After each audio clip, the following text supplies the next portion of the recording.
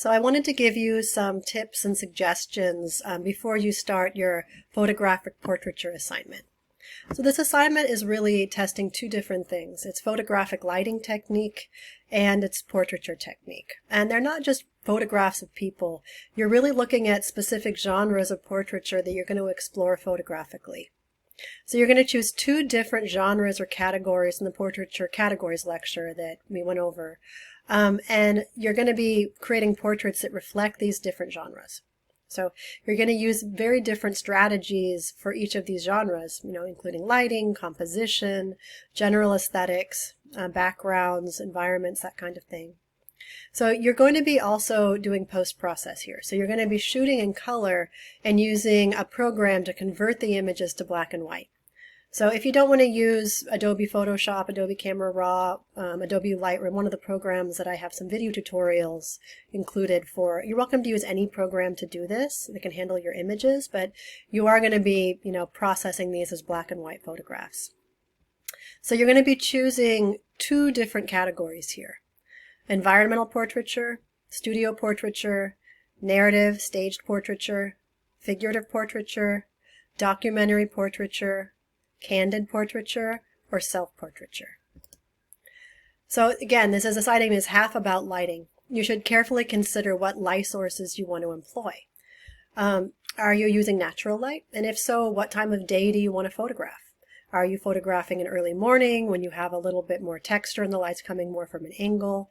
Are you photographing in open shade that gives you a very flat, even lighting on your subject? Are you shooting under harder light on a clear day, where we have a lot of high contrast images? So again, if you're shooting indoors, are you using light from a window? Are you using lamps or other artificial light sources, or both? So if you're using flash, I will say flash is usually not the best option, but if you do use flash, you're likely going to want to use it as a fill light instead of a primary light source.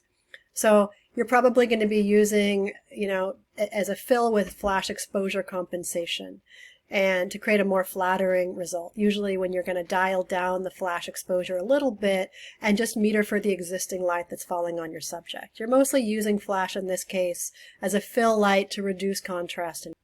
So for environmental portraiture, simply define an environmental portrait is an image of a person in a place, right? So how that subject interacts with the place, whether it's a home, workplace, public space, etc., and how they are interacting with both the place and the sitter, the photographer, those elements can really be, discernible to us as viewers. So you're looking at how the photographer sees them. You're trying to figure out that relationship.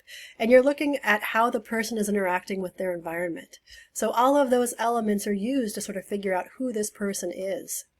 So with an environmental portrait, the environment can be as important in some ways as the person being the subject of the photograph. We're looking at both elements. They both kind of have almost equal weight at times. So with studio portraiture, you're looking to do kind of just the opposite. You're excluding someone from an environment for the most part. So we're just looking at them and their appearance and their clothing and all of those physicality, the elements of physicality of the sitter, and to create meaning in the photographs. So with studio photography, you as a photographer are really in control of not only the lighting, but the background, the moment you're taking the photograph. You're controlling how that person looks visually. And really altering those effects is needed to create a desired effect. Now I'll say, you don't necessarily have to shoot in a studio environment to accomplish this, right?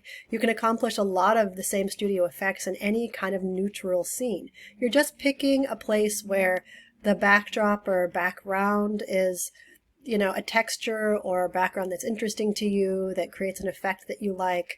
You don't have to necessarily use studio lighting, but you should be mindful of and controlling the lighting to some extent. Even if it's natural lighting, you should select a time of day or the place you're shooting with the lighting really being particularly in mind. And if you have a bounce or something to bounce existing light back, that can also be useful. With narrative staged portraiture, you're trying to tell a story in images. So it involves a performance or scene enacted before a camera.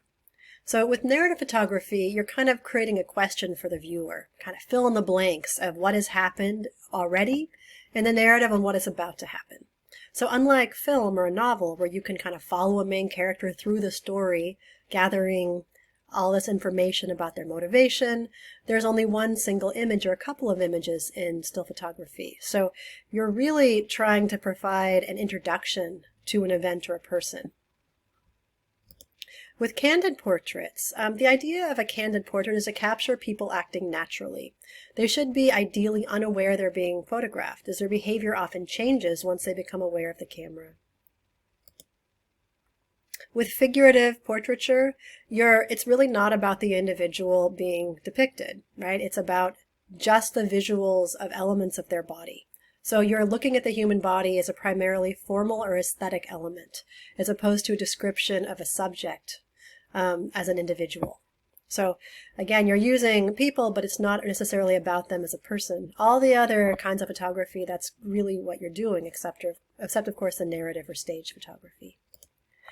With documentary portraiture, you're trying to produce a truthful, objective, and usually candid, photography of a particular subject.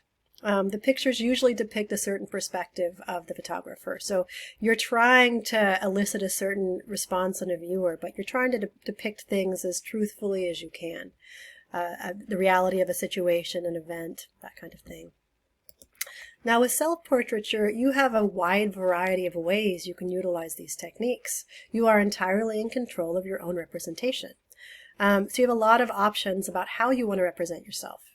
But if you do choose this category, make sure that your other portrait of yourself uses a very different genre and technique. I mean, the goal of this assignment is to create two very different portraits, creating very different elements of the person being depicted.